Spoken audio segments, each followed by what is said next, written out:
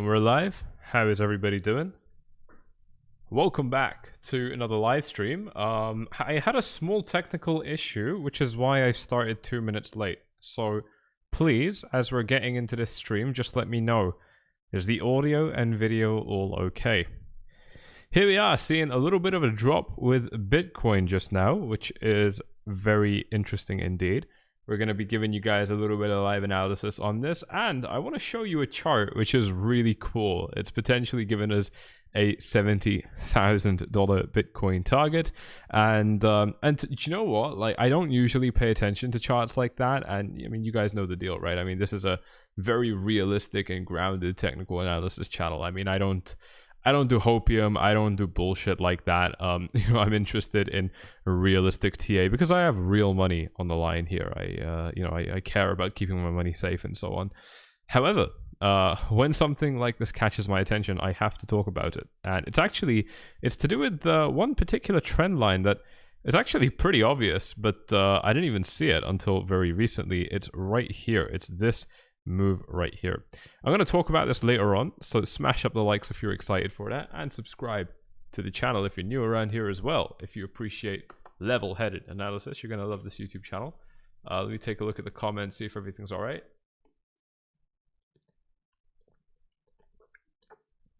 Hey, Josh in the chat, my man Sammy dropping truth bombs in the market. Take cover. You already know it, mate. Hello from Azerbaijan. How you doing, man? I didn't know we had viewers from there. That's pretty cool. Actually, it's fairly obvious that we'd have viewers from there. It's a pretty large channel, but it's still cool indeed. Let's get straight into this. I don't want to delay anything, and let's actually start with the short-term analysis. Short term, it's yeah, there's the Russian news as well. There's a lot of stuff going on. I think this drop is actually coming because of the Fed news. Where's the furry jacket? I don't know. It's in the other room. No, it's in the Porsche. Actually, I left the jacket in the Porsche. But so here's the deal. We have this range of resistance. Bitcoin did not end up breaking up from it, and right now it looks like it is potentially initiating a rejection. Now, the good news for this market at the moment, in my opinion, is that it's got a lot of support if it ends up dropping down, right? Because it's been trending up since the end of January up until about now, and is actually in a pretty nice place. Plus 38% in 17 days. It took a little bit of time. It definitely wasn't instant, and it also managed to rise up by quite a bit. That now means that we are potentially looking at finding support a little bit lower down. 1 second, guys.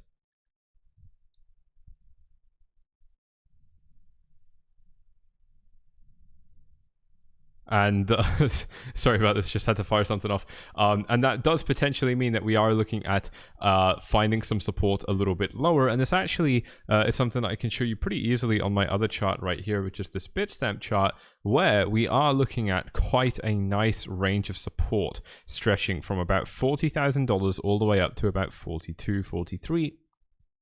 Which is an area on this chart which was previously very, very strong resistance. And so naturally, I would expect this area to flip into support as we're coming back down into it. We're just setting new lows for the day right now, dropping down pretty much as quickly as we were rising up, maybe even a touch faster, which is definitely very interesting. I think one of the key implications of this move right here is that we are looking at a potential situation where the market couldn't quite top out above $45,000, and that's why, I mean, like, you can see that we tried wicking above it, but we didn't quite get closes. And I was talking about this on the YouTube channel, how we didn't actually have a real confirmed sustained move above this level. I think the key word is sustained. We definitely did confirm it because we closed even daily candles above this level. Did we? No, we didn't actually. Very interesting. No, we only wicked above it. But we certainly closed a lot of hourly candles. We closed a lot of 4-hour candles and so on. And so, naturally, yeah, finding resistance at what was our prior swing high. It does appear that bears have taken control here and driven the market a little bit lower. But like I said, they're only driving it into support levels. And this is very important to take note of, right? I mean, I've been a disbeliever in this rally for a long time. You guys know my thoughts. I was very, very vocal about them. We look at the fear and greed index and we're still in bang on neutral territory. This is way too positive considering where we've been in the market, in my opinion, right? So I definitely think that Bitcoin has a strong chance of revisiting those 30K levels in the midterm, and I've been saying that continuously. But what we do have right now in the shorter term chart, if we do look at, like the 4-hour Ichimoku cloud, or, even the 4-hour EMA ribbon, I think we still have EMA support on the 4-hour time frame. There's a good amount of support in this range. Take a look at this. We do have a little bit of 4-hour EMA support right now. We're just on the edge of it. If we take a look at the daily chart, we have a lot of support from the daily EMA ribbons, and it's just now starting to cross bullish as well. So momentum potentially flipping to be a little bit more bullish in the longer term chart as well. It's going to take a while for it to fully flip bullish, but it is a key sign of the trend potentially just on the edge of changing up, and I think that's why we might be seeing a little bit of volatility right now. This is all kind of the short midterm analysis, but one of the cool things, like I said, that I noticed on this chart is actually on the longer term chart, and I want to talk about that for a little bit. And it's actually coming from one big piece of news right here. I wanted to highlight this to you guys because I think that a lot of people aren't actually looking at this, or perhaps just straight up aren't even aware of it, which is, here we go, El Salvador Bitcoin bond issuance coming soon, coming as soon as March 15, which is, just a month and a bit away. This is very interesting because their credit rating for El Salvador, for those of you who live under a rock, El Salvador fully legalized Bitcoin, made it legal tender and everything, massive adopter. Its president is tweeting about buying Bitcoin and stuff like that a lot, trying to pull an Elon Musk. It's funny to watch, and bottom line, their credit rating has been destroyed because of the moves that they've taken, and how 𝗙𝗢𝗥𝗙𝗚, I don't know how to say it, is actually a president with a pair of fucking balls, standing up to the United States, because as much as I love the States, it's a massive bully country. We all know this, and so naturally, with him not bowing down to the hands of the US, it's hurting that country in certain ways, and that is potentially one of the reasons that El Salvador keeps raising its middle finger up and doubling down on Bitcoin every time stuff like this happens. And the reason that I'm bringing this up is, as far as bullish adoption news goes and so on, this is pretty good. I don't usually look at things like this. I don't usually think that they play a part in the market. One of the things that a lot of people were talking about for a long time, which I was, quite quickly dismissing and denying, and I actually only really was made aware of this by 𝗪𝗙𝗪, so I got to give him credit. He is one of my favorite YouTube analysts for crypto in this space. Go ahead and search him up. What he mentioned is that last year, we all generally should know this, 70% of all traders in the market, especially in the US mainly, joined crypto just last year in 2021. And so, a lot of people are drawing quite bullish conclusions because of this, because they're saying, look, adoption is coming and it's growing a lot and stuff like that. And what 𝗪𝗪𝗪 pointed out, which I strongly agree with, completely, wholeheartedly agree with, is that that's not necessarily a good thing. What that means is that there's now 2 to 3 times more retail people in the space that already hold Bitcoin. So if they already hold Bitcoin, mostly all they can do is sell it. If you already hold Bitcoin and you've expanded all of your reserve dollars that you had to buy Bitcoin, the only option you have from that point, if you want to interact with that position, is to sell it. And naturally, it's going to be those average mom and pop, that's how I got to say it with that accent, right? Retail clients that are generally going to be selling their crypto in a panic. And that, generally is a pretty bad thing, right? When we have a lot of people entering the space, it's not bullish, not in terms of buying. It's not bullish. It means more people can sell. It means there's more potential for selling pressure to come into the market. I think people don't really pay attention to that. But this, to me, is a little bit different. It definitely is a very real example of adoption, really, which is absolutely phenomenal. And it plays in with, one of the charts that I've just shown you right here towards the beginning of the live stream. And again, if you're excited for this, then do me a favor as you're coming into this live stream and throw a like on this right here. I would really appreciate that if you can just click the like button really quickly and then come right back to the video. It's not even going to take you off the video.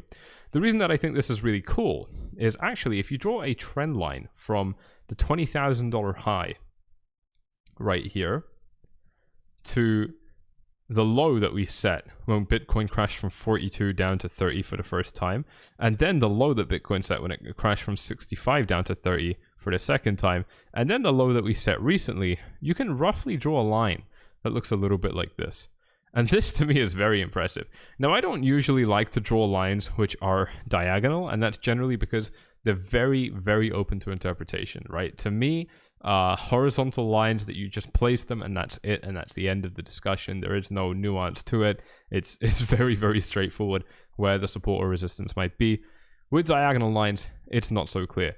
But bottom line, this one is big. This one is very significant because we're connecting all-time highs and market lows together, and very, very significant ones at that. You know, I mean, if we were connecting the low over here or the low over here, for example, that wouldn't be such a big deal. But we are connecting literal major bounce points in this market to a previous all-time high that triggered what was effectively a 3-4 year bear market. Very, very significant line in my opinion. And if you just draw a similar line but in parallel, right? If I just draw a parallel channel instead of this line right here, take a look at what happens, ladies and gents. You start seeing something very interesting. Look, if we draw this up, we now have a pretty clear range. I just drew a parallel line. This top line is directly parallel to the bottom line right here. And what we can see is that we have a potential channel that Bitcoin could be trading in right now. This is very, very exciting. Now, Bitcoin doesn't have to fulfill this. It absolutely doesn't, but purely because of where Bitcoin managed to bounce off. If it does manage to keep this rally, we could be looking at peaking towards the top of this range. It actually puts us potentially above $70,000. Now, one thing I want to take note of before you guys get out the lotion and you start going to ham, you know, and getting very, very excited, one of the key things that I want to point out right now is that Bitcoin can very much come back down to this area of support many, many, many, many, many times before going to the top, if it ever does go to the top. It might not. We don't know. We're analysts here. We're not trying to be fortune tellers. We're not trying to gamble our money away. We're just exploring probabilities. I think a lot of people get ahead of themselves when they see charts like this. Don't. This is just something to explore probabilities. Be aware of what could be playing a part in the market and then draw healthy conclusions based off it. You got to be calm, got to be level-headed in this game. If you're not, I promise you, you'll lose all of your money and it will be very, very painful. Let me just make this a little bit easier to see. Should we make it yellow, the background? Yeah, that's nice. That's really nice. And let's just save that as a default.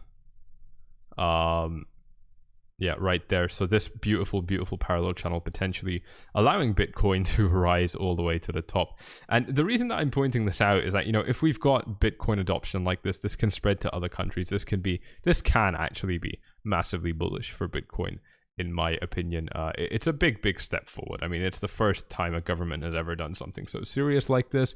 And, you know, it doesn't necessarily need to have any real short-term impact, but long-term it could be very, very bullish for Bitcoin, and that's why I wanted to point this out to you guys.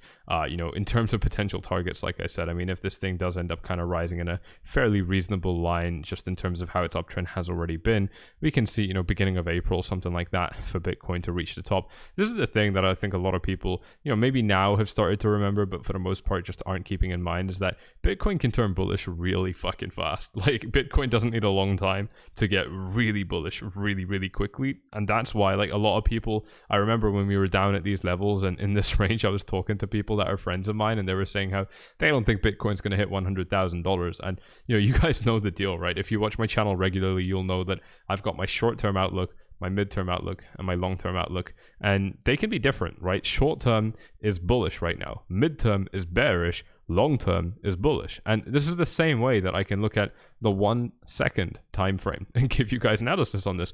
And the 1 second time frame is clearly very, very bullish. But if we look at the 5 minute time frame, it's clearly very, very bearish. And if we look at the 1 week time frame, it's clearly very, very bullish. You know, this is something that a lot of people don't get, and you wouldn't get it if you haven't had a good education in trading, right? If you've just kind of jumped into this and picked up a book here and there and watched a couple YouTube videos and stuff, you won't have this level of understanding of the markets. If you want to get it, you can, you know, one of the ways you can is by jumping inside a Foresight VIP and taking advantage of one of the free courses that we're going to give you completely free of charge just by joining VIP. Depending on which plan you take, most people will get it. We teach you about that stuff from the ground up in the right ways, at least in my opinion. It's been massively, massively successful. So do take advantage of it if you are interested in that kind of thing. But that's a very, very important note to make, right? I mean, this definitely to me looks like it could be a possibility for Bitcoin because we've been in this channel now for over a year. We've been in this channel for, I don't know, like let's say nearly 60 weeks or something very, very impressive like that at this point. Definitely to me indicating that, I mean, look, put it this way, a breakout below this point would be very, very disastrous for Bitcoin. This is naturally actually a bearish pattern. Any ascending channel is generally quite bearish for any asset, but for Bitcoin it's actually quite the opposite. These are generally quite bullish patterns, and so even potentially seeing a breakout above this whole wedge could even very much be on the cards. And I don't even want to take a target for what that would look like. I mean, I'm tempted, so let's just try it anyway. Let's just see what that target might be. All I'm going to do is draw this up to the first high and then put this at the potential breakout point, and that gives us a potential target of $150,000 if we manage to break out of this line, which could happen at any point in the future, could have happened in the past. So it's just something interesting to put on your radar. I think that a lot of people aren't going to want to entertain ideas like this if Bitcoin starts dropping, and actually that's what I'd like to see. I want to see that the market very quickly regains its bearish bias, because really that's what we need right now. What we need if we want Bitcoin to keep rising is we need to see it drop down into areas of support, but for people to totally lose faith in the market if that happens. That is a really, really big, important note. I just see you guys, by the way, reaching out for VIP. If you have sent a message for VIP, you'll get a response very shortly, because our staff are online right now. Like I said with the fear and greed index, look, if we start seeing this thing drop really quickly, that's going to tell me that a lot of people just aren't really interested in the market at the moment. They're very bearish, they're very scared. And naturally, if we're getting bearish and scared at a support level, that's where I'm interested in buying. I was saying the same thing to you guys in this range right here, ladies and gents. As we were getting closer and closer to the low $30,000 range, I was telling you guys that people are getting more and more bearish, and it just doesn't make sense, right? I'm the type of person that likes to be bullish at support levels and bearish at resistance levels, and sometimes, like I was bearish right here, it didn't quite work out, but I was also warning you guys that this area was resistance as well, and it did end up offering resistance to the market, right? And this is where people are getting really, really positive.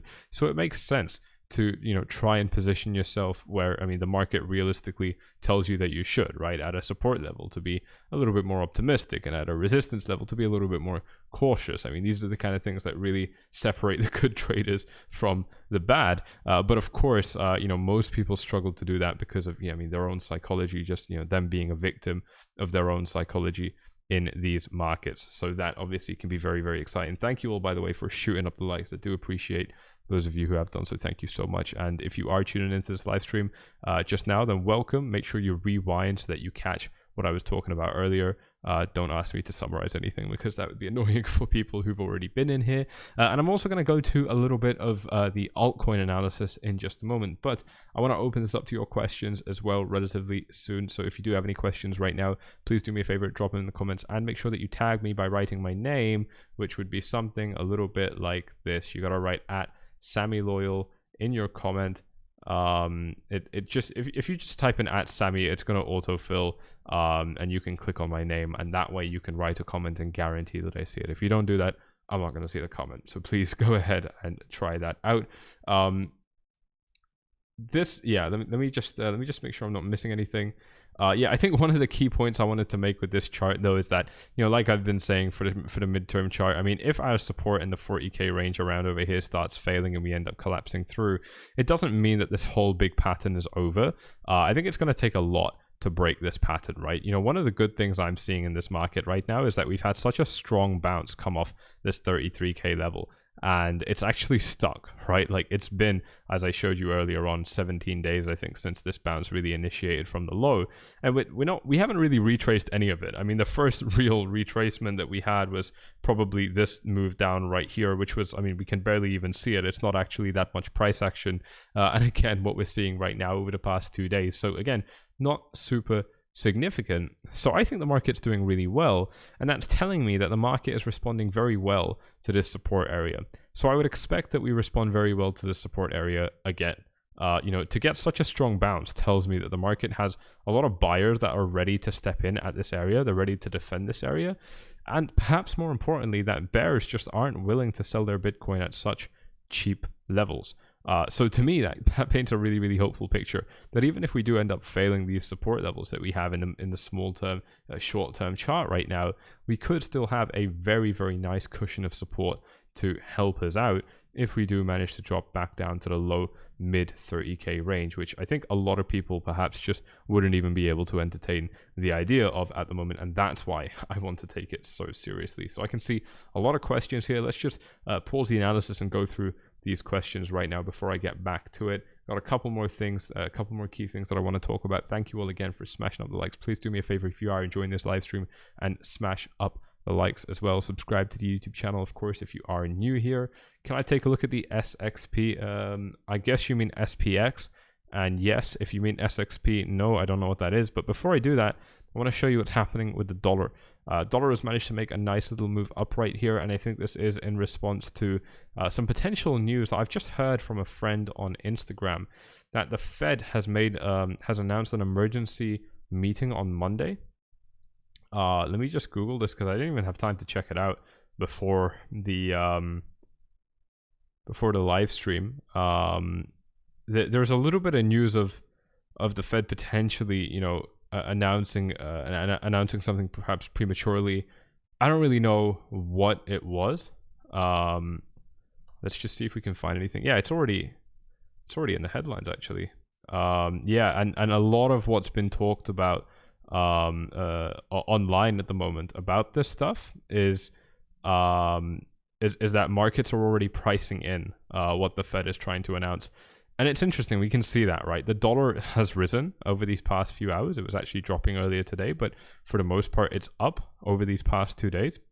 And the S&P 500 has actually seen a pretty brutal drop right here. I mean, nothing too crazy, but definitely a fairly strong drop from high to low in about 1 day.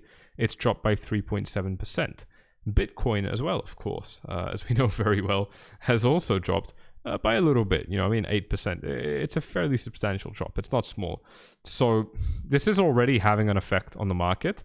And I think that's a good thing. You know, when we have things that are priced in ahead of time, what it means is, I mean, so for those of you who don't know, it's worth me giving you the context on this, just so that you're not confused about what I'm talking about. The whole point here is that inflation has been pretty crazy, and you know, one way to potentially control inflation. I don't want to get into the economics of this because that's not what this YouTube channel is about, but you need some baseline understanding of it, and that's what I'll deliver here. If you want more, then you know, the books are your friends. Google, of course, is your friend. But you know, one of the ways that a government might try and combat inflation is by raising interest rates. And by raising interest rates, what you do is you make it less attractive to loan money. Now, here's the thing: how this applies to the financial markets is that a lot of the time you might assume that the S&P 500, you know, one of the biggest indices in the world, it's an index of 500 companies in the United States. It's a dynamic index. It's a representation of the strength of the stock market. A lot of the time, you'll see across the years that it's got some relatively stable growth, 8% a year, 10% a year profit, for example, consistently for a really, really long time.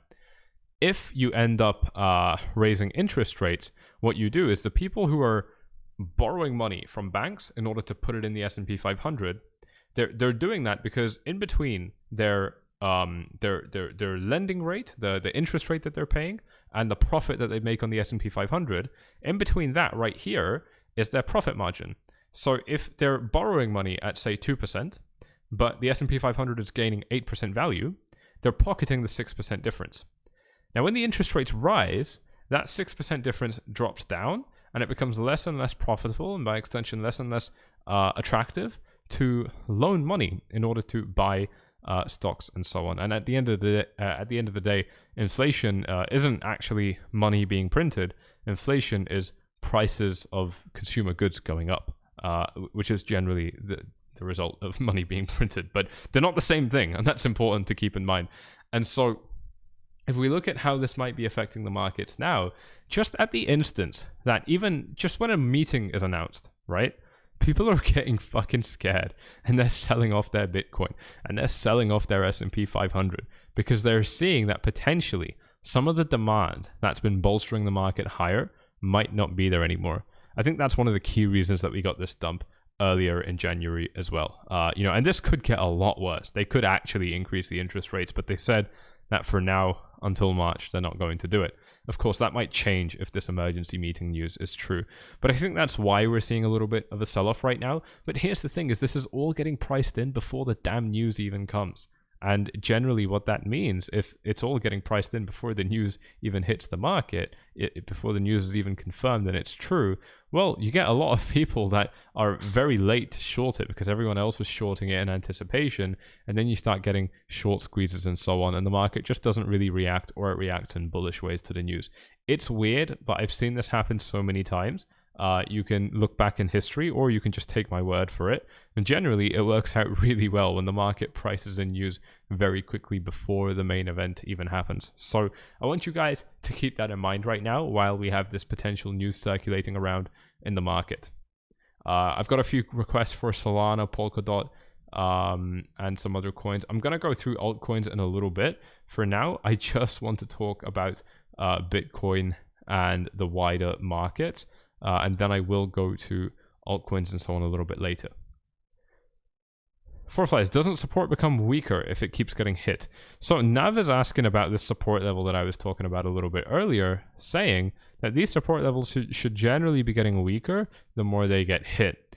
Yes, that is true, but we've only hit it once recently. Now, admittedly, we hit it, you know, quite a few times over here. So yes, it should be getting weaker in that case.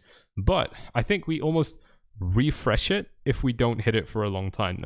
This is not scientific. This is just me going off my experience where, you know, put it this way. We hit the support level, we penetrated it once, but let's just say we hit it once here, twice, 3, 4, 5, 6 times we hit or penetrated the support level. If we went for a 7th time close to the other 6 attempts, that would have been really bad. But now our 7th test was a whole, you know, I mean, like 6 months later or whatever. That to me is not so bad. You know, when you have a big gap of time in between, that gives us time to almost, let's say, repair the support levels. That's why, for example, if I draw this a little bit differently, and I have the resistance area just a little bit lower, you could actually say that we hit this area, if you want to count this, you know, 1, 2, 3, 4, maybe even 5 times, and then we came for attempts 6 and 7. But the reason that we didn't break it, I think, one of the key reasons is that we spent so long in between the two attempts at breaking the resistance level that it almost, I mean, you know, like if you're constantly attacking it in the short term, you're more likely to break it, right? Here's another example, is the 6K range right here. Take a look at this.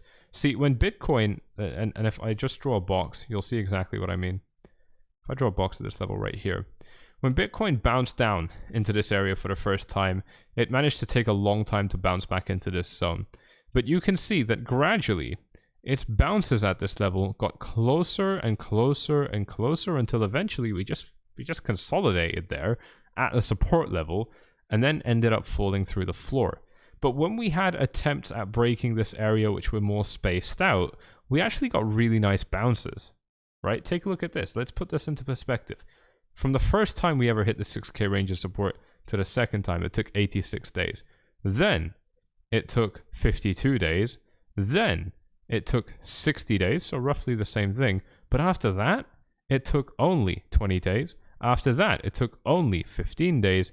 After that, it took only 6 days and 20 days and so on. So you can see how it really got a lot shorter in terms of how much we were consistently hitting the area of support, and that's where we were able to break it.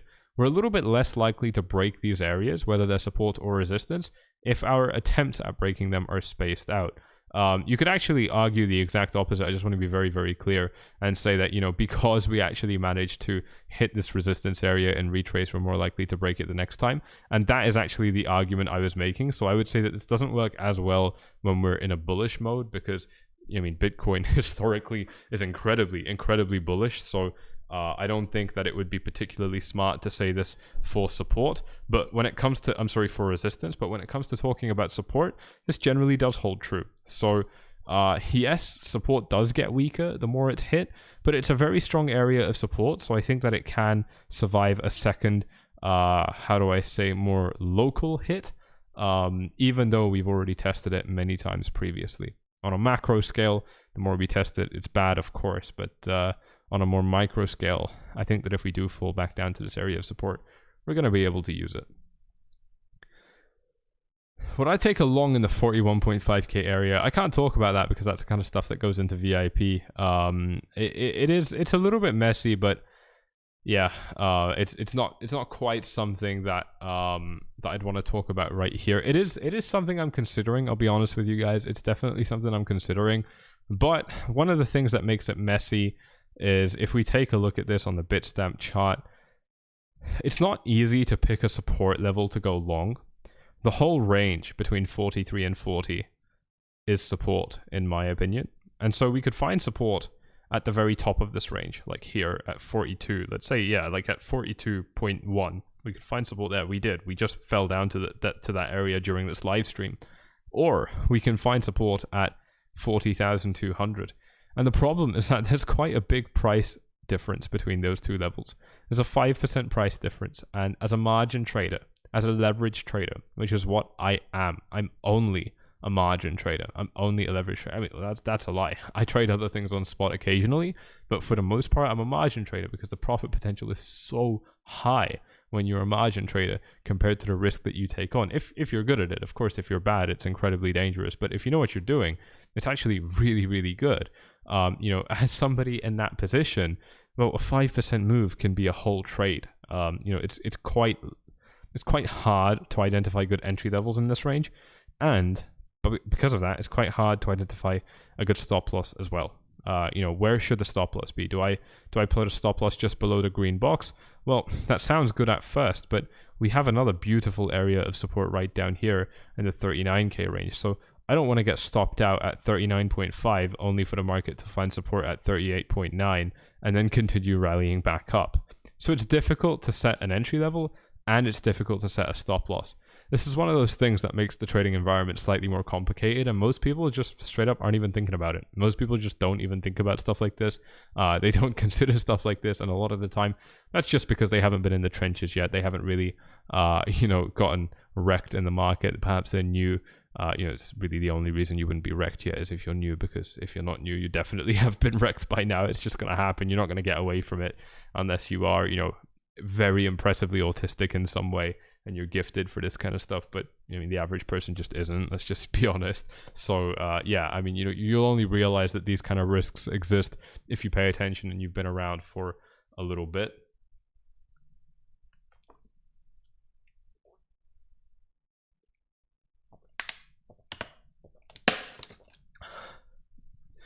You guys are really enjoying talking about me with this microphone today. Strange people. 40k was good support, but it was pretty weak resistance. I thought it would be stronger. Me too. So this person is saying that 40k was weak resistance, but you know, kind of because of that, could it be a weak area of support? I don't think so. I think the fact that we made quick work of this area as resistance is only a good sign that we'd be able to use it very well as support. To me, that's definitely a good thing. It's showing us that when the market is bullish, we're shrugging at resistance levels. And so naturally, as the market is still, you know, like I said, in a short-term bull trend, it is still in a short-term bull trend. I don't think that's been invalidated. I would expect that we can find some pretty good support in this range, especially considering that that 4-hour Ichimoku cloud is right here. Like, we just have to keep dropping at a stable rate for the next, like, 1 day, for the next 2 days, max, 1.5 days, and we're already going to hit this area as support. So to me, that's pretty bullish. Like, and it's the 4-hour Ichimoku cloud. It's not a 1-hour cloud. It's not a short-term time frame. This is a real serious cloud of support, in my opinion, and I gotta take it seriously because of that. Let me see what else I've got here on my notes before I move on. 1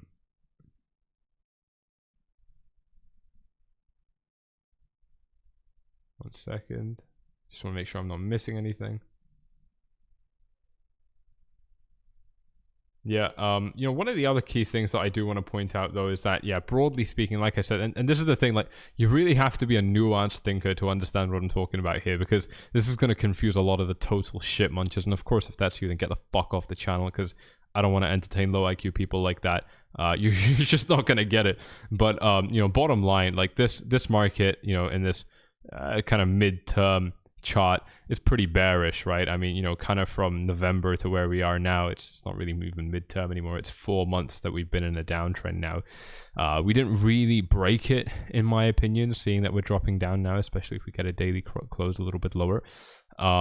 So we are in a, you know, more of a midterm downtrend right now, but short term we're in a very nice uptrend. So this is where it gets a little bit confusing, right? Short term we're in a nice uptrend, so I'm looking for support hits in order to continue moving up. But midterm, we're in a pretty nice downtrend. So I'm looking for resistance hits in order to potentially continue moving down. Although you guys know my thoughts. I don't think we're actually going to plummet below 30K. I just think that, you know, these are important things to take note of because of what I'm about to show you next. Again, keeping it very, very real with you guys. If you appreciate that, please do throw up a like on this live stream as we continue on here. This is something that I think is quite significant. El Salvador mentioned right here on the 4th of January 2022 that they planned to issue a Bitcoin bond.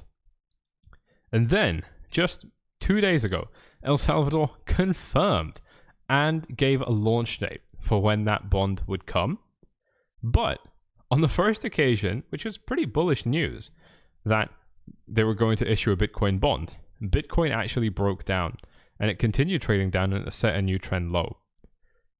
Just 2 days ago, we had the same news. We're potentially moving down right now.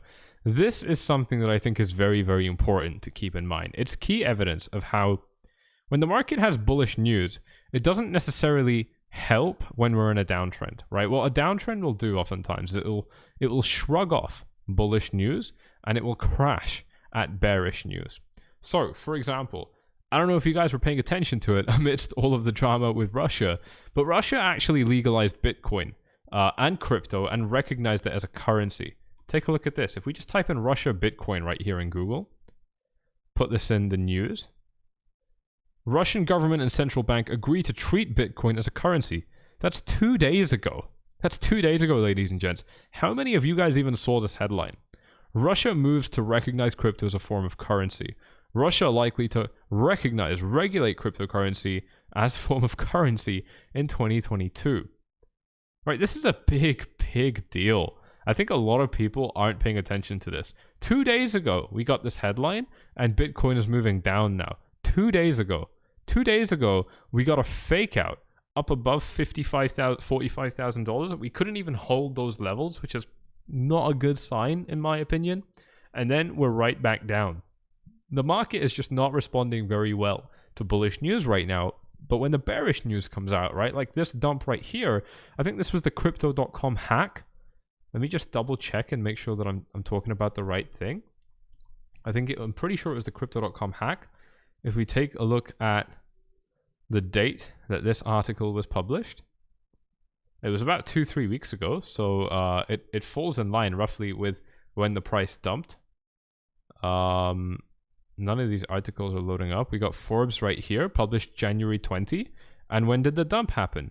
January 20, right? So in a downtrend, this is a big, big deal. I think a lot of people just straight up don't pay attention to this stuff. And by the way, I get a lot of comments of people saying, Sammy, I really like your content. You're a great technical analyst, but I can't listen to you because you don't analyze the fundamentals.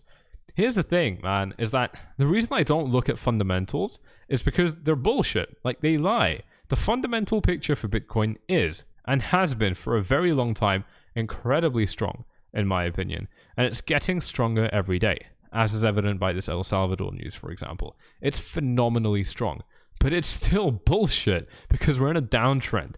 And technicals are speaking louder than that news right here. You can try and label the price action here and, you know, try and understand, like, why did this happen? Why did that happen? And so on.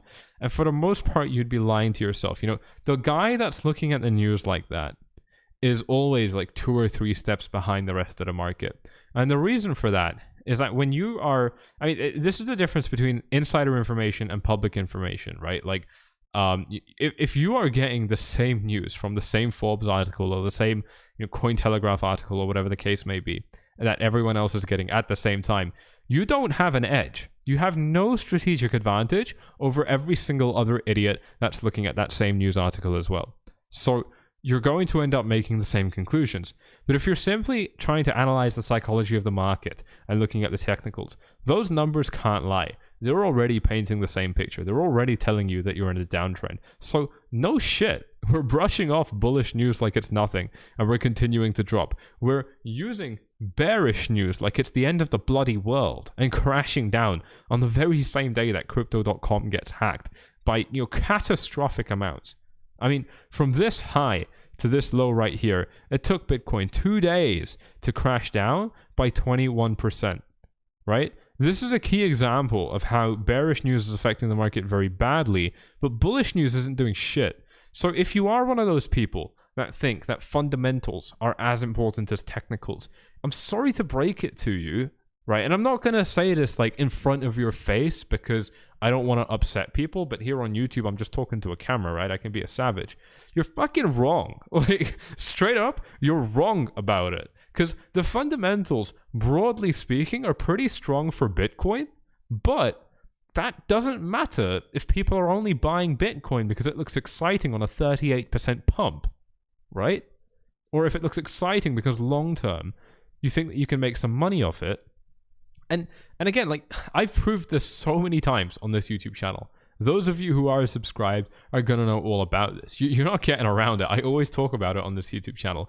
The very fact that we have dumps like this with Bitcoin, or that we have dumps like this with Ethereum. We're looking at right here, the daily chart. The fact that we have dumps like this for Ethereum, for Bitcoin, for Swissborg token, for VPAD, investments that I hold, which I'm very bullish on overall.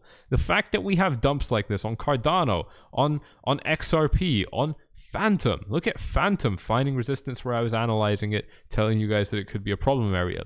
The fact that we get these crashes tells us alone that fundamentals don't matter.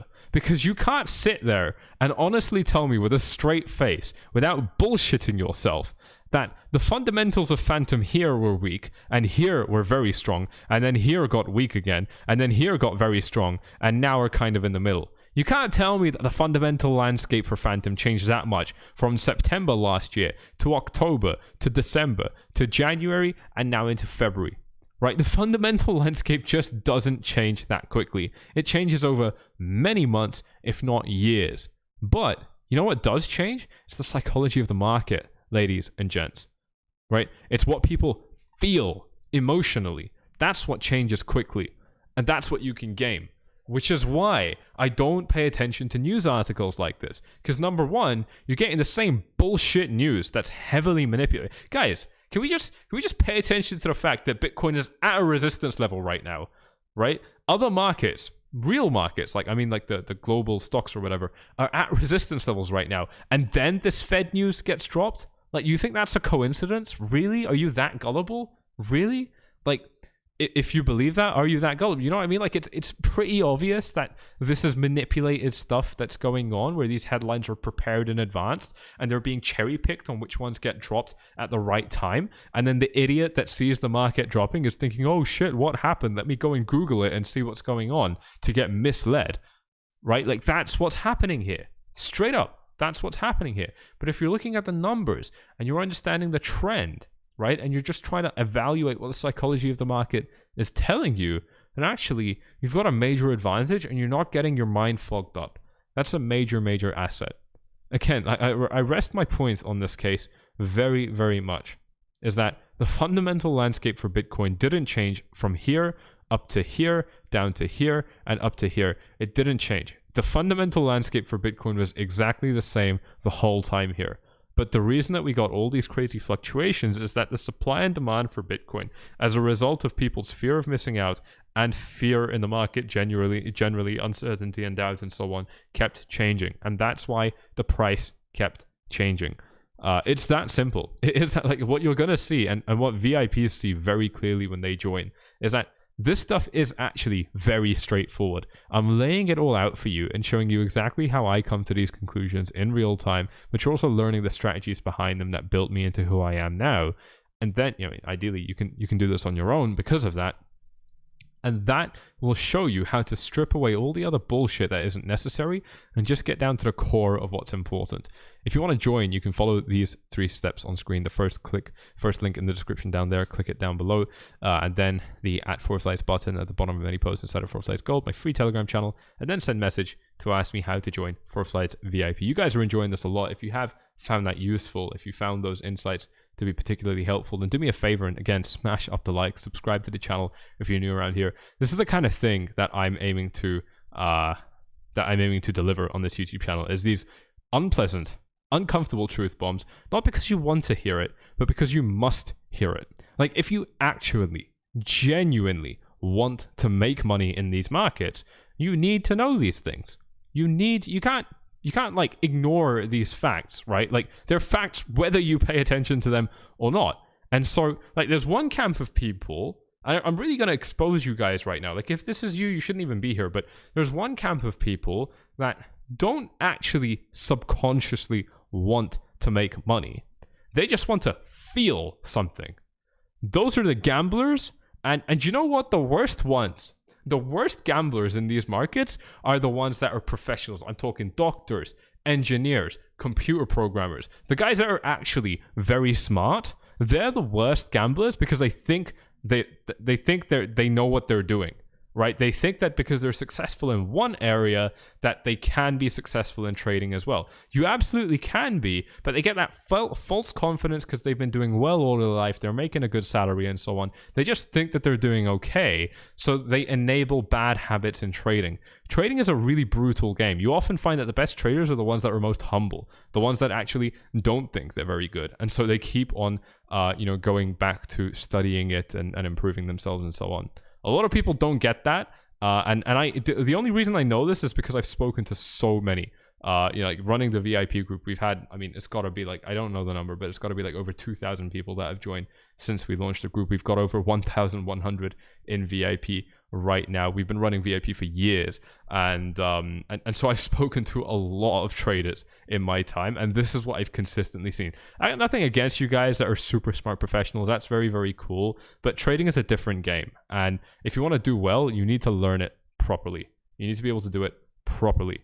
Thinking that this is an interesting thing, is because like yearly members get free phone calls with me, so we talk about very deep things, because those calls can go on like for literally as long as they need to.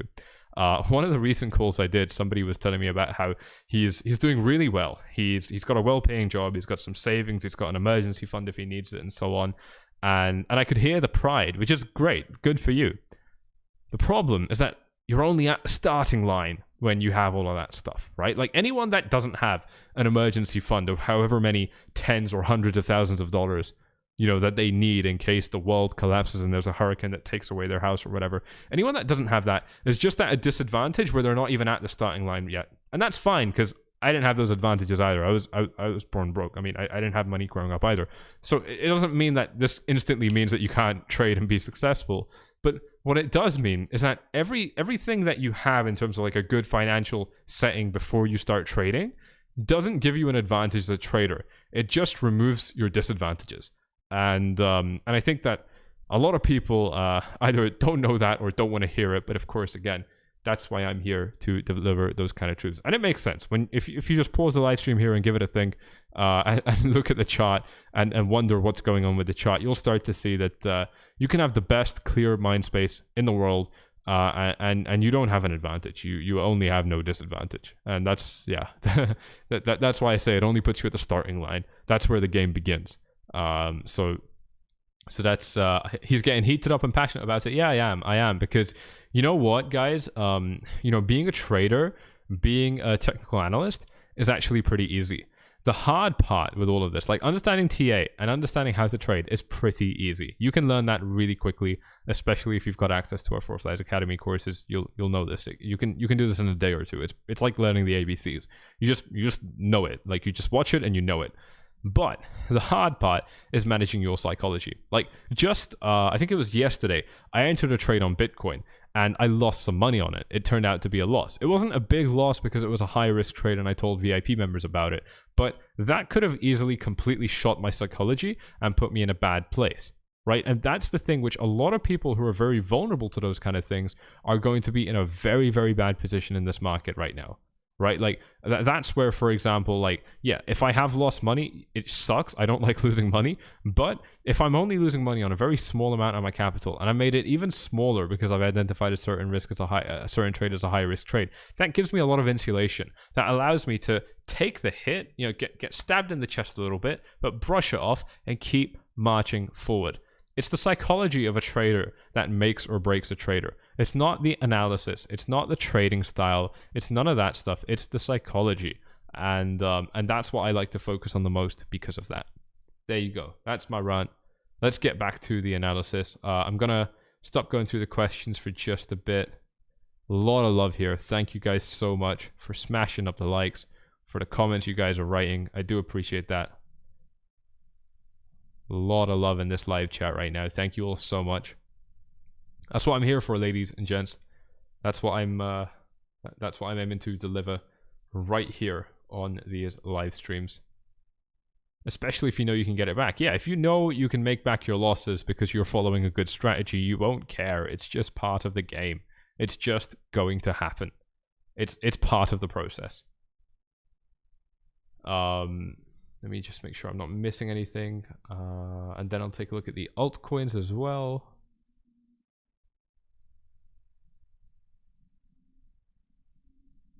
Yeah, I think the main thing right now is just the fact that, you know, we had this prior swing high. We challenged it quite a bit. We didn't get above it in any sustainable way. And then we ended up dropping down. You know, so it could potentially be a confirmed test of resistance, which ended up dropping the market down. See it a little bit more clearly on this chart because I drew the box somewhat differently. But again, like I said, the short-term chart has support. We've been in an uptrend for about 17 days. So according to the short-term chart, I would expect that Bitcoin can come down and find a little bit of support. Whether that support takes us back up to this resistance level only to get another rejection, or to blast right through the resistance level, I don't know. I don't have that answer. I'm going to sit there and watch it. But I am expecting some level of positive interaction with the support in this range. Again, whether it's a big move or a small whimper and then we end up coming back down again, I don't know. But I am optimistic about it in the short term. See what else we got here. If many Bitcoin holders are new, 70% last year, then not all of them will be informed. So Forbes articles may give a percentage an edge. That is a hell of a reach. I don't agree with that at all. I think that I think you're underestimating that 70%. I mean, naturally, a lot of them are pretty stupid, but they're not that stupid. You know, if your money is in something, you're interested in it. You're going to be reading about it. So I don't agree with that. I actually think that they are. I mean, it's Forbes at the end of the day. Everyone knows what Forbes is. Forbes lies, I learned to trade in a few weeks. It took me a year and a half to improve my psychology and control my emotions, and I'm still working on that. You know what, mate? I'm still working on that. It's fucking difficult. You don't stop working on it. This is the thing of being a trader. Like, the moment you stop working on stuff like that is the moment you start losing money, like, really badly as a trader. It's the moment you're screwed as a trader.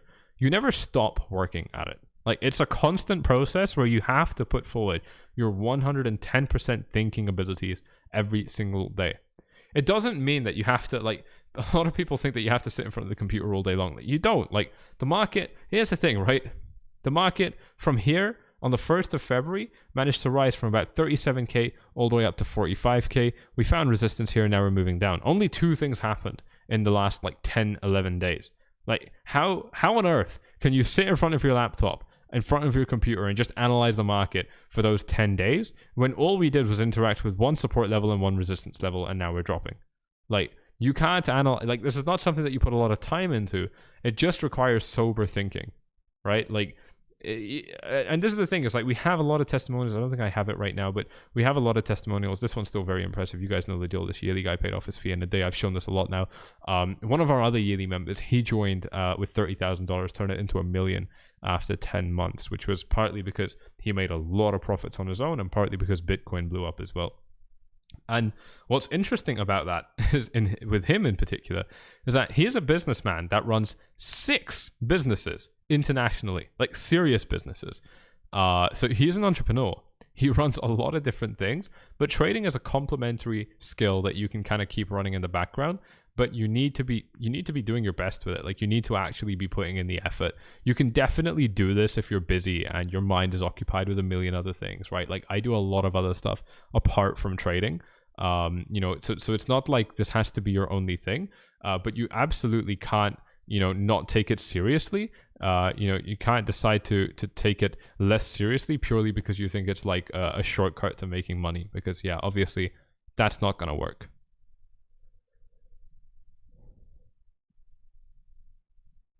Let's see what else we have here in the comments. The more you learn TA, the more you know you got to learn more. You know, I don't know about TA because I feel like with TA you can just learn it once and then you get it. But it definitely tells me I need to learn more about managing my own psychology for sure. That is not easy.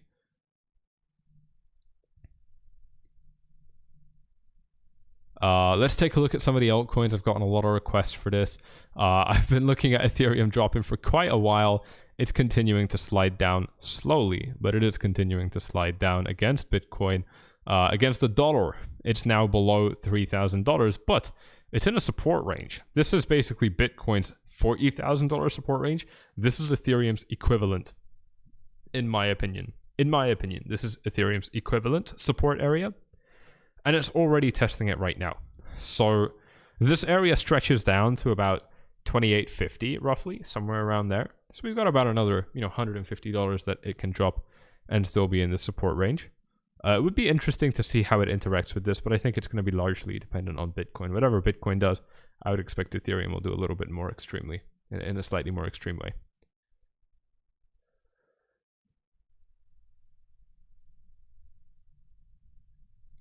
Let's take a look at Cardano. Somebody else asked me for Cardano. It's up at $1.12, topped out exactly, my god, look at that accuracy. I should have shorted that. Exactly at my resistance level, $1.25. Went ever so slightly above my resistance area and right back down into this green box. It's got support in this box. If it manages to fall down to the bottom of this box, historically that's been a pretty good level to buy Cardano. If we look at it historically, you can see pretty much at every point last year on onwards that Cardano fell into that green box. Yeah, it set an all-time high here way back in 2018 as well. It did pretty well. You know, this green box has been a pretty good area to buy Cardano. So we're in the green box right now. And yeah, if it ends up dipping even lower, could definitely be a buy. Against Bitcoin, Cardano still losing value though. So if you're holding Cardano, you are losing Bitcoin. And that is a hell of a cost to pay. You don't want to be losing Bitcoin. Phantom down against the dollar, just slid below the $2 range while I'm doing this live stream, just now actually. I think these past few minutes. Nothing really that I can say about Phantom. Yeah, if you want to be generous, it has a little bit of support right here, but I don't really think I can analyze Phantom right now. Solana, somebody asked me to look at Solana. Didn't even hit its resistance area and now getting smacked down pretty hard. This is, I think, like a 20% drop. Keeping in mind, Bitcoin had an 8% drop. Solana, 18.5%. So really very, very weak compared to the majors. This is the thing I was warning you guys about a long time back, ladies and gents. Again, those of you who are subscribed will know all about this. Is that when the market is crashing, you don't want to be in altcoins. They're going to drop a lot harder than Bitcoin. You're going to really, really suffer for it. You may make that money back. You may. But there's two problems there.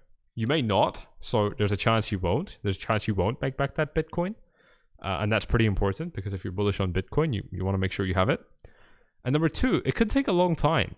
What happens in the time where the guy like me, who doesn't lose any Bitcoin or minimal amounts of Bitcoin, is able to keep my portfolio healthy and safe and keep scaling it and growing it in a steady, sustainable manner, compared to the other guy that loses a shitload of it and needs to put in just as much effort as what I'm putting in, but he only gets up to break even with that same effort, where I'm actually stacking more and more bricks in my fortress building it higher and higher.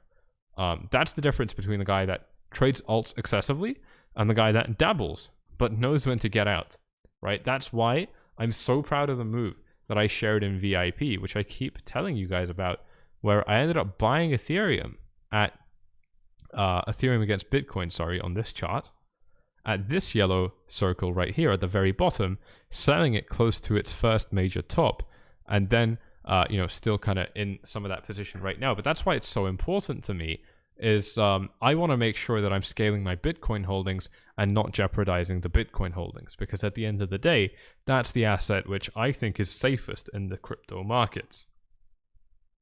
Others can definitely rise faster, but they have a lot more risk, and I think that's really important. By the way, those of you who are reaching out for VIP, again, the steps are on screen right here. Some of you have already been responded to. Others, you will get a response very, very soon. One of my assistants is online right now, so don't worry about it if you haven't heard back yet. Probably just a few more minutes. See what else we have here in the comments. I'm actually going to get going soon, so if you have any final questions, then please do drop them in the comment section. I don't want to look at any more altcoins, so I won't take altcoin questions. But if you have any other more general questions, then please do share them, and I'll probably get going anytime, somewhere around now. Do I have any opinions on CME gap trades? You know, CME gaps generally tend to fill, but only because they're so close to the real price. So it's just statistically likely that the price is going to fluctuate and hit those gaps. That's my take on the CME gaps. And you can actually broaden that statement. You know, for example, what is the probability that Bitcoin ever hits $30,000 again? It's pretty high, right? Like it's fairly likely. It's not below 20%. What is the likelihood that Bitcoin ever hits 50K again? Again, it's pretty high. Now, if a CME gap happens to be at one of those areas, did Bitcoin fill that area? Did Bitcoin reach that area because there's a CME gap, or because it was just statistically probable that Bitcoin will have gotten there anyway because of its fluctuations, or in this case, because they're quite extreme price levels, because of its trends? You know, that to me is a very important question to ask, and that's why I don't care about CME gaps. They're just not. They're not the reason the market is moving, in my opinion, other than a little bit of self-fulfilling prophecy. So I'm not too interested in that.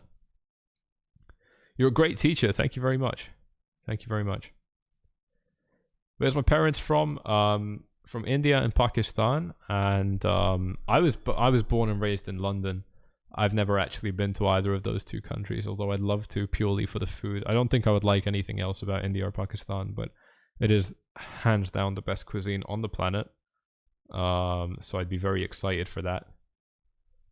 But yeah, how did I get here? I've been like an entrepreneur in some form or another since I was 13, and I'm now 20. So I guess when you just keep trying for a long time, you'll eventually hit it big in something.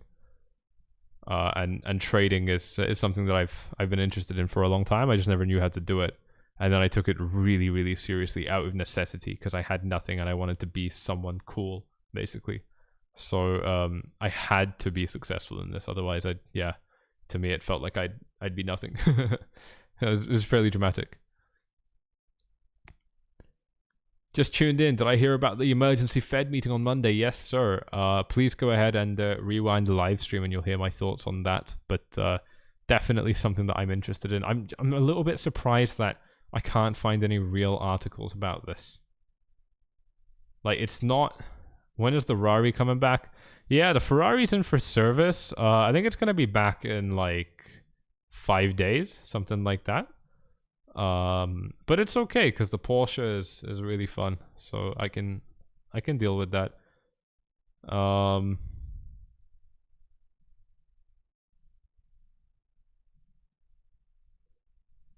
Yeah, I'm not seeing like any real useful articles on this subject at the moment, so I can't really comment on that.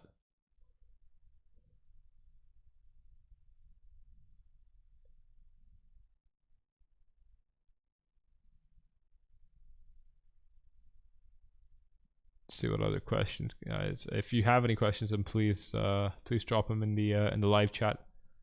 Otherwise, I will probably get going relatively soon. Does the massive amount of daily cloud resistance concern you on Bitcoin? Yes, sir, it does. 100%.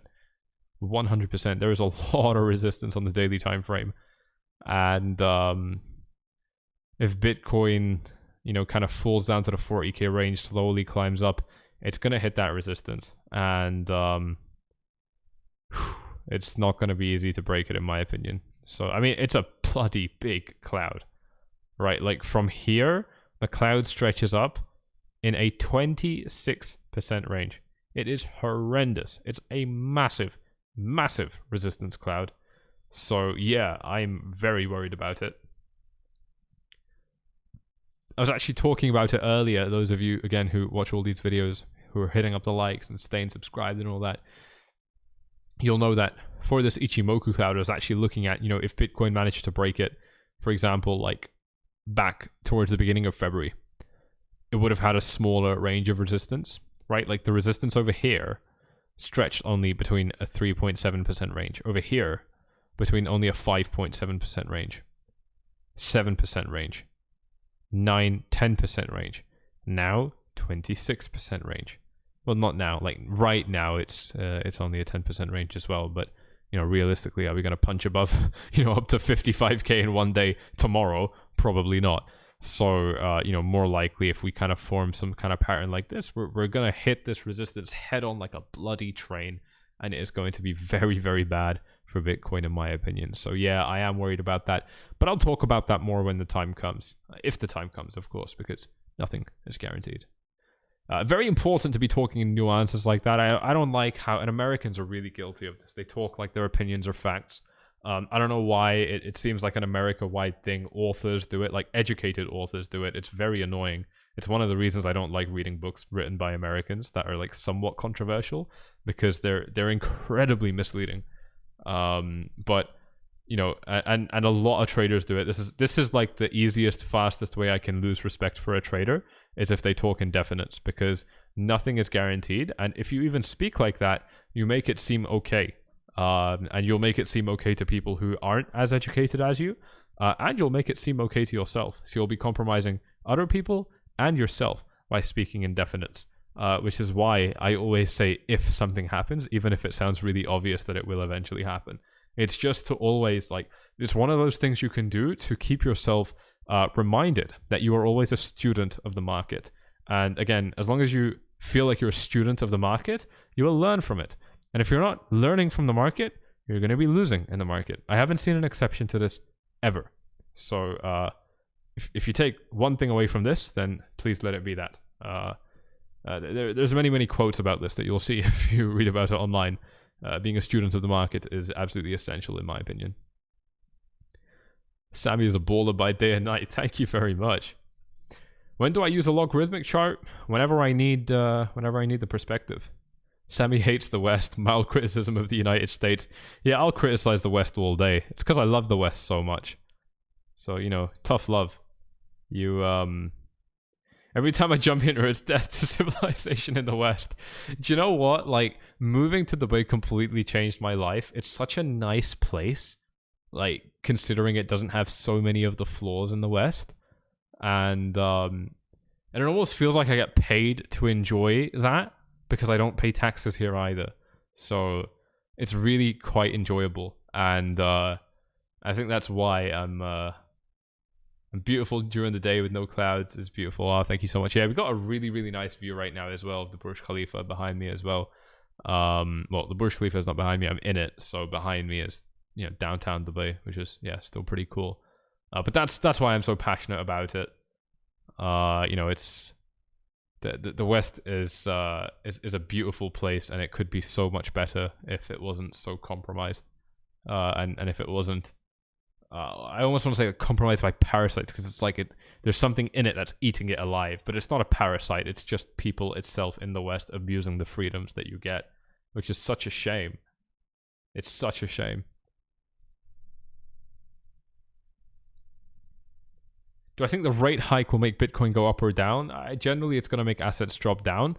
It's not necessarily a bad thing for Bitcoin itself, but because Bitcoin is heavily reliant on volume from more conventional markets, and because that volume is only going to come in if traders in those conventional markets are feeling happy and positive and greedy, and by extension want to buy something that they deem to be risky, then yeah, it is probably going to affect Bitcoin, and it's probably going to affect Bitcoin in a similar way to how it's going to affect every other asset that's affected by a rate hike, which is to say, generally pretty bearish.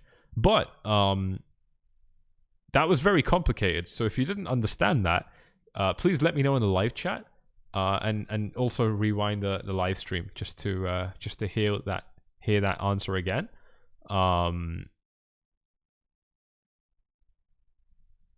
Because that, I think, is very important to understand that point. And if you didn't understand it, then let me know in the comments, and I'll probably make a whole video about it, because I think that's really, really important. Is it the daily cloud that worries me the most? It's not the daily Ichimoku cloud that worries me the most. It's probably rising above, or not being able to rise above, this prior swing high that worries me the most. Because we've broken heavy resistance clouds before. You know, like when the market wants to be bullish, it doesn't matter if we have a heavy resistance cloud. I think that's really important. Someone's saying everywhere is nice when you're a millionaire. I mean, everywhere is better when you're a millionaire, but I wouldn't go as far as saying nice. Depends. Some places could be pretty bad if you're a millionaire, you know, like a communist country. Or, yeah.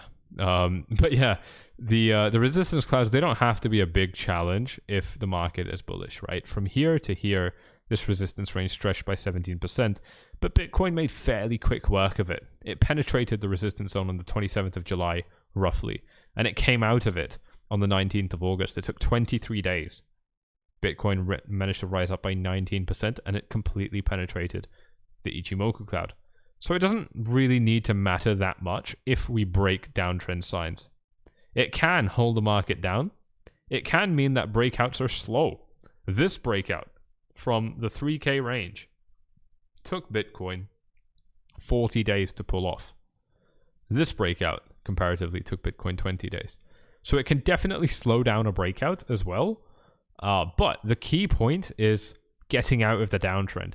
And we're not really, in my opinion, out of it, because like I said, we didn't have a sustained rise above that prior swing high. We have done a lot of other bullish things, and I don't want to detract from that. I think they're still great, and I'm very glad that the market managed to pull that off.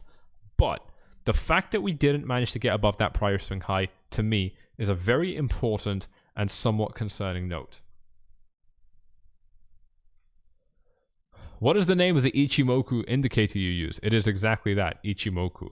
And if you want to learn about it, you can type this into the YouTube search bar, pause the video here, type this into the YouTube search bar, Ichimoku space 4 flies, and you're going to see my video on it where I teach you how to get this indicator and how to use it. And I actually just remade this video. Let me see if I can show you this video real quick here, because I'm curious to know, is it the new video or the old video that shows up? It's both. So this is the old. They have the same thumbnail, but you can tell which one is the new one because one was published 3 years ago and one was published 3 weeks ago. And this is my new video where I was talking about the beauty of the Ichimoku cloud. It's a free video, but it is part of the Four Flies Academy courses. And what is this person saying? Is this every time someone says favorite indicator, there would be no more liquid supply of Bitcoin? I don't know if you can read this. It says if I had 1 Satoshi every time someone said that. The thing is, I actually only say that I have 2 favorite indicators. It's the VPVR and the Ichimoku cloud. Oh no, and the EMA ribbon, so I have 3. But yeah, this is a very, very thorough video, and you'll know this indicator in and out by the end of it. And again, it's free, so please watch it.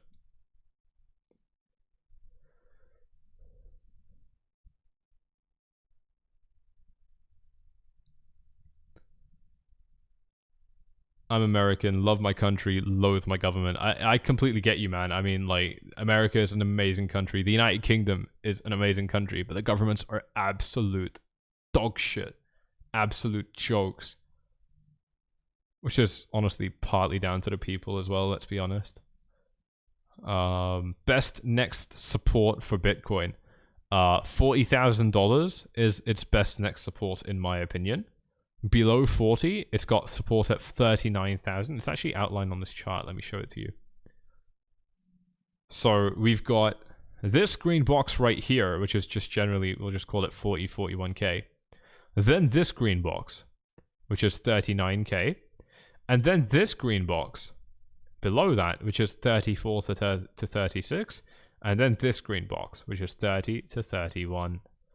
These are the support areas that I'm looking at, but for now, the only two big ones, and this is a very big one, mind you, is this one's actually 42.5 and 39. These are the two areas of support that I would be looking at for Bitcoin at the moment. If we do manage to find, if we do manage to keep this uptrend, that's what I think Bitcoin would be looking at doing.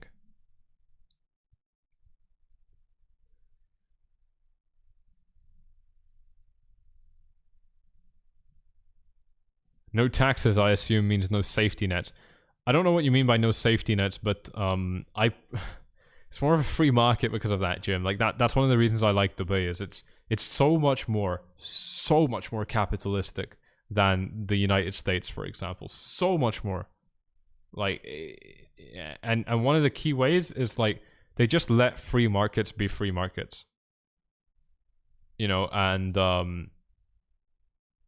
yeah, like one of the aspects of a free market, one of the aspects of real capitalism is indeed no safety nets.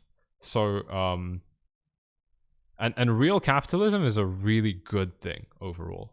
Like it can be terrible, it can be absolutely horrid, but there is a reason we've consistently only seen throughout history countries that are inherently very capitalistic do well compared to countries that aren't.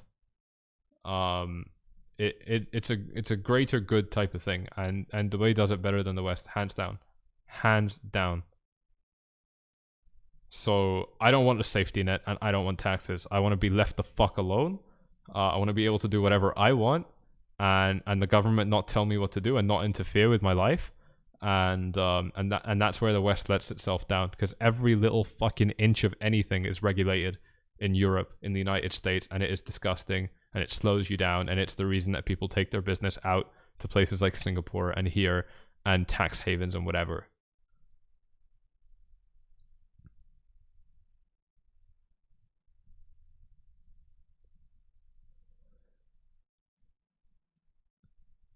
How far will Bitcoin go down if Russia goes to war? I don't know about Russia going to war or Bitcoin going down. I think I maybe I'm just naive, and I mean I'm a young guy, but I don't see a war happening or anything like that. It's just, you know, to me, just again news being. How many near misses did we have with a war, by the way, over these past few years? Like, wasn't there like a bit of North Korea drama? Wasn't there like, there's always something, there's a little bit of China tension here and there, there's Iran in the mix. Like, everyone's getting upset over everybody at some point, right? Like, it's pretty normal. And it's only generally really bad in the news. Like, I have a lot of Ukrainian friends out here in Dubai, and the general sentiment I keep hearing is that it's not as bad as what we're seeing on the news. People are just not even worried about it in Ukraine. Are you going to believe the news agencies that always lie, like CNN with Joe Rogan, interesting controversy? Or do you want to hear it from people on the ground? Because I have, and I'm not hearing this worry. So I don't even think there's going to be a war, and by extension I don't think there's going to be any effect on the market, because I don't think there's going to be a war, so it can't affect it. It can't affect the market if it's not going to happen. Even if it did happen, you know, there has been active conflicts during Bitcoin's life, and I don't think it's made a difference. Fundamentally, it would be better for Bitcoin if there was less stability in the world. Technically, or I guess in real life, it would probably be bad, because well, I don't know, because I think people would want to, you know, rush into safe havens if there's a war, right? Because things become a little bit more unstable. Bitcoin isn't really a safe haven. Bitcoin is a risk-on asset, so that's gonna be challenging. I mean, Bitcoin was designed to be a safe haven, but it's not necessarily seen that way. Would I consider this pump a potential retest of the neckline of the head and shoulders pattern on the weekly chart? Very good question. I've been asked this before, and now it looks very clear that this may indeed be the case. Very, very good question. Thank you for that. Take a look at this, guys. If we draw this left shoulder like this, head like this. No, I've drawn this wrong. 1 second. Let me try this again. If we draw it like this. Hang on a minute. I don't know how to draw this correctly right now. Anyway, let's just say it's like this. You know, what we do potentially have is a... Yeah, I don't know where I've drawn this wrong, to be honest. Like, this is not correct, but I don't know why it's not correct. But broadly speaking, the question is, we have this head and shoulders pattern. The neckline is right here. You know, if we end up coming back down from below to tackle this area, could it be resistance and send the market lower as a bearish retest of the neckline? Absolutely yes. And if that's the case, it would be very, very bad for the market, in my opinion, because that would, yeah, it spelled potentially a very, very bad move. Very, very big bad move. Am I in a trade right now? No, I'm not. I'm so lucky that you were the first crypto YouTuber I found. I can't imagine being on the other side of the masses. Thank you so much. Yeah, it's I wish I could watch this channel when I was, well, I did when I was newer in the market. I was watching a channel that was level-headed like this, and it was called 𝗪𝗘𝗏𝗘 and 𝗏𝗏𝗏𝗧𝗏. These are still to date the only two YouTubers that I watch in the market. 𝗪𝗘𝗏𝗏𝗧𝗏 and 𝗏𝗏𝗏𝗏𝗧𝗏. Search both of these names up on YouTube if you want to watch more analysis like this. In fact, these guys are better than me, so I learned from them. I bought their programs, so they are phenomenal. They're really, really good characters in the space. They are hands down the best that I've seen in terms of regular crypto analysis. So if you like me, you're gonna like them. Gotta give credit to them. They deserve it. I mean, they've changed my life. Both of them. They've changed my life.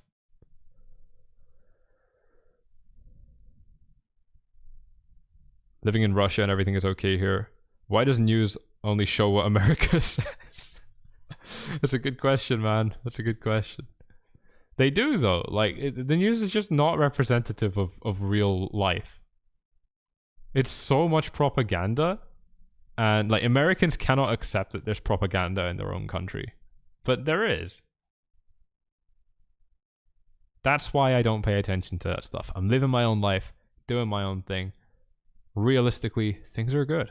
Like, realistically, things are good. I'm doing my own thing. I'm studying my craft, putting my best foot forward every day. That's all you can do. My birthday presents are wrapped with EMA ribbons. Fantastic.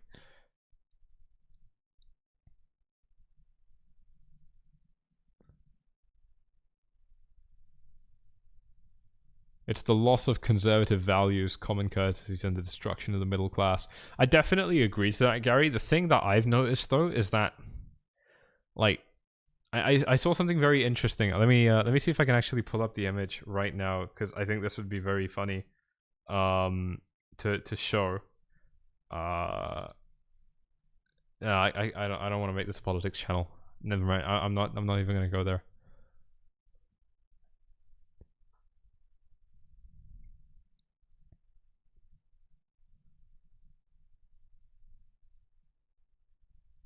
Let's see what else we have here in the comments.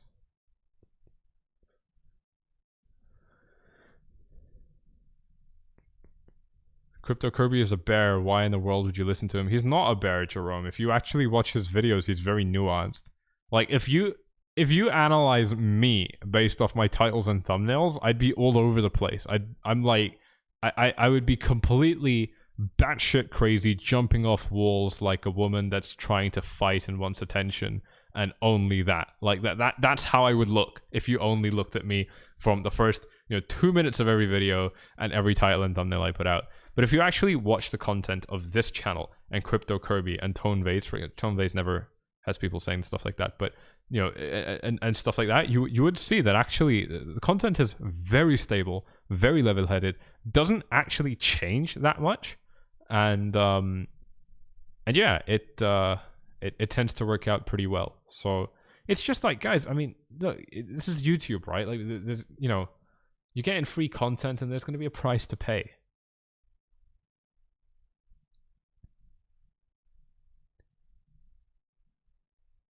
Crypto Kirby has saved me lots of money. Yeah, people like that will save you a lot of money for sure.